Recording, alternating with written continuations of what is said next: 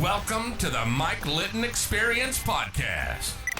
Mike has over 31 years experience in real estate, finance, and investing. He's passionate about being a father, a teacher, a realtor, an investor, and a leader.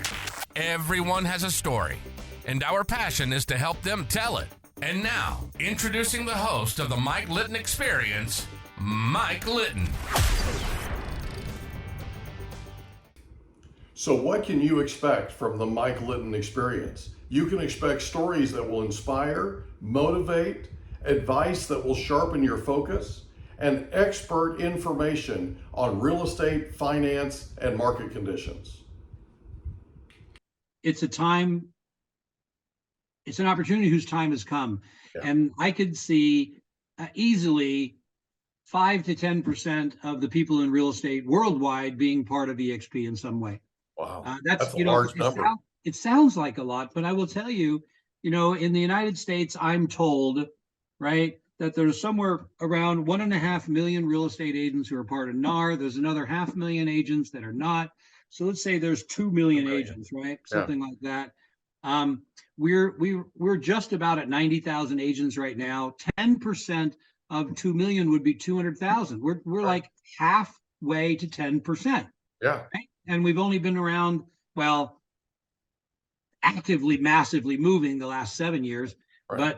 But in 7 years, we've been able to become one of the largest, if not the largest, but certainly the one that closes the most amount of properties in the United States. And I think that's just a matter of time when that idea spreads across the world, that 10% is not that big of a deal. I'm told by Michael Valdez, who's in charge of our international expansion, that there's 25 million real estate people worldwide. So that means, if 10% is our number, that's 2.5 million. 5% is just a little over 1 million. I believe we'll have 1 million. I believe we'll probably have 2 million worldwide. Plus how many agents are new getting their license, in the process of getting licensed. There's probably, I'll bet you there's 6 figures worth of people getting their licenses every year. Now, they don't all stick around and stay, obviously. Right. It's a little better odds than Vegas, but it takes work and effort. And in the last 10 years, the economy has been so incredible and so good that people are making a lot of money in real estate that really, in my opinion, didn't have to really work that hard, don't understand what hard work is. I agree with that. And so they're dropping off. You go, wow, this is hard. Yeah, but that's what we grew up on. Absolutely. So we look at, we understand it's cyclic and going. And I think there will always be a need. I think, passive income, multiple streams of income, stock ownership, that's a very big deal. And I told this to Gene. I said, I think this will become the biggest thing in real estate. When I saw him, I said, the only thing that I could see where it might have a problem, if for some reason internally they do something really dumb and it kind of falls apart from inside. But I said, of course, I hope that never happens. You never know. But it's the kind of thing that there's going to be competition. There's going to be people copy. I always think people that copy you are, a great form of admiration and compliment. Right. We think we're going to try and do it. I've had a lot of people say, I'm just going to do my own thing. And I said, yeah, you could do that. But it's going to cost you a lot of time, millions of dollars, time and effort. Why don't you just come join us as you go? In fact, I understand there's some 300 offices a year, complete independent offices that are folding right into EXP, not because we want to get rid of them. We want to embrace them and have them join and build. I mean, I'm of the opinion that everybody's enhanced by being part of it. Yeah. Some people will never let their ego get out of the way for them to, be part of something bigger. I always said, I don't want to be when I talk to agents, I said, whatever you do really good. I just talked to an agent who does 200 million. I said, that's really good. I said, but I tell you what I would rather have. The $200 million that you do is excellent, very rare. Not many people do that. But I'd rather have 1% of Google. I'd rather have 1% of Microsoft. I'd rather be part of something bigger than me that has a percentage that grows globally. Right. I said, but what you have is good. Trust me, it's fine. Don't get me wrong. You're a superstar, but it's nowhere near the opportunity to have to be part of something like this. Yeah. And I like, being part of the bigger picture. And I like being part of the team when the team is working together, Mhm. you know, and when we played football and I played rugby all over the world, it was, you know, a team effort. If we say we're going right and I went right and the line went left, I got killed. You know, it's just like, hey, you Yeah. know, but if they went right and I went right, good things happened, you know, and we couldn't do it by ourselves, and we do much better as a team. And so I've always liked working as a team. I don't necessarily like individual sports as much as team sports because the camaraderie is powerful. And a lot of people, you know, say, well, you know, we like the idea of going into an office because we like that social interaction. You know, we're not going to get that.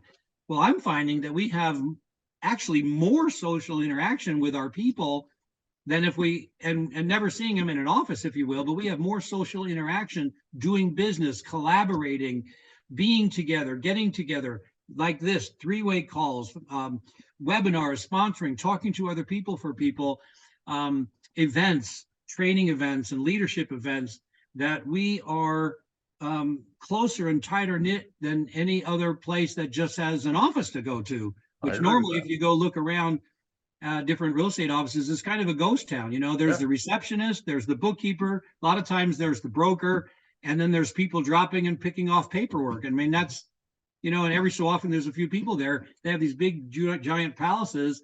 We've just been able to rearrange where all the money that the agents have been giving to the broker to cover their overhead. We've figured a way to reroute it back to the agents in a very, very dignified, exciting, earnable way. Some people feel like it's smarter, right? So I just played golf the other day with a good buddy of mine that I've been playing golf with for 25 years. And he's actually used to be one of our competitors in Escondido. And he's still active today. He went out and started his own real estate office. Right. I played golf with him the other day, and after 10 years of being in business on his own, by himself, independent, completely independent, he turned to me and he said, "What do you think about me shutting the office down?" I said, "Are you getting out of business?" And he goes, "No." He said, I'm going to close the office." And I said, "Do you mind me asking why?" He said, "Yeah." He said, "I'm paying rent for people to come into the office and drink coffee." Right. He goes, "Very few people work at the office. Most of them work from home anyway." Right. Right. And Yeah. that's literally what Glenn saw in 2009 that became true, right? It was the Yeah. trend back then. And then COVID hit, and all of a sudden, people realize that they don't really need an office. They're working Right. from home anyway, right? That the time that they're spending going to and from the office and trying to figure things out. When my son was born 20, coming up 25 years ago, 24 years, in October 14th, it'll be 25. The day my son was born, I had an epiphany. They handed him to me in the operating room. I think I may have told you this. They handed him to me in the operating room, and he looked at me like, "Okay, what's next?" Right? And I got a chill from head to toe. Right. Because I realized I was violating a promise I had made to myself as a kid, that I literally, my business was running me, not me running my business. Right. And so I literally spent the next 3 days that we were in the hospital together, the three of us, trying to figure out mentally, where was I spending my time? I moved home. I moved out of the office. I started using courier services. I took 8 hours a day out of my schedule completely. Okay. All of a sudden, I was making more money per hour, and I was operating much more efficiently. And I could take my son outside in the stroller to go look at the birds. That was one of his favorite things, was watching the birds, right? The kid didn't know, he's brand new, but he loved watching the birds. That was quality time that I got to spend with him that I would have missed, because I was an hour each way to the office. That cut out 2 hours. I was spending time in the office with, "Hey, Mike, you got a minute?" I was the top producer by 70%. Everybody and their brother wanted my time so that they could figure out what the secret was. Here's the secret: work your tail off. That's the secret, right? There is no secret to success. Just bring it every day and never stop, right? So yeah, it's really a business model that, you know, in 2009 he had the foresight, right? Yes. And today all that foresight is coming true. It's amazing. Yeah. Well, he created a brilliant model that people have grabbed that vision and moved it forward. Yeah. You know, Well, you've been one of the biggest parts of it. So what's next for Rob? well, I will tell you that for the last 2 weeks, I've been in Colorado learning to fly fish. Awesome. Awesome. My wife and I love travel for sure. We met in a travel club, Oh actually. my gosh. So we both have that extreme passion for travel. And I can see um, living a life by example. Yeah. You know, being the wise, I don't know, not the, the wise Yoda, if you will. You know, look at You that. are, man. You are. It's kind of like we go somewhere every month. We travel a week or two, pretty much every month somewhere. Yeah. We enjoy seeing people. We enjoy fine food. We're foodies. We like wine pairing. We like, sharing those experiences with other people. We like to be able to say everything we've done, I believe you can do. It's not, I don't believe it's bragging if you have done it and you can help other people do it too, if it's possible for them. But if I was the CEO and I said, hey, I'm a CEO and I've got all this stuff, well, there's only one. Yeah. You can't have that. But in this business, I'm really looking forward to agents passing me. I believe that will happen. In time, the talent of agents that are coming aboard is spectacular. Yeah. That are joining us that we never would have years ago, but because now we have enough success stories, and it's lifestyle. It's like, there's a lot in real estate. There's a lot of things that you can do. This is giving real estate agents their life back. Just like you said, buying your time to be with your son. We have more and more stories of that, where people now they're having, excess money, they're paying their debt off, which I think is very important. They're taking vacations, they're slowing down, they're getting to, know their family, their kids, their grandkids, which I think is absolutely vital. We're trying to teach them financial intelligence. We're trying to teach them leverage. We're trying to teach real estate agents to change from just being a salesperson to being a business person. Yeah. And with something that you can pass down to the next generation. What we do is willable and inheritable.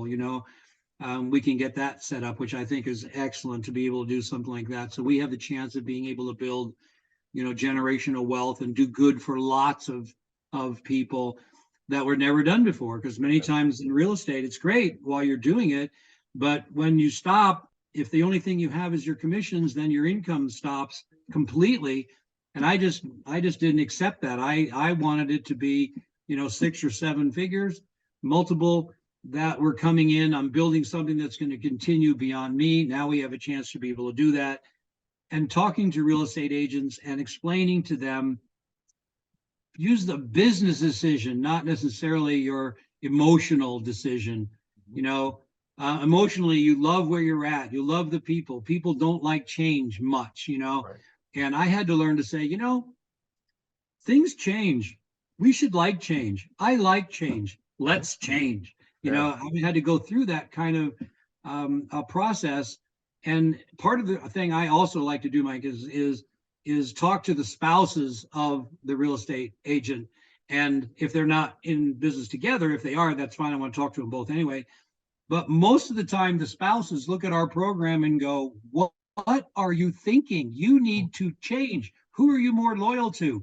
Your wonderful broker, who's a nice person and who has helped you for sure, or us, your family? Who are you more loyal to? This is something for the family. They don't have that emotional tie-in. They don't, I almost call it the abused spouse syndrome. They just keep, they got to walk away. You've got to make a change. Don't, just because they say they're going to do great, wonderful things for you, but then they turn around and don't. They're never going to give you a piece of their pie. Yeah. So it's really a fun thing. So the thing for Rob is seeing more of the world. My wife and I are taking Italian lessons together to speak Italian. I speak French a bit. She speaks Spanish. We obviously work on English, and we like to travel. We love Italy. We got married in Italy. We enjoy traveling. We enjoy seeing the cultures. In fact, Friday we're leaving for Buenos Aires.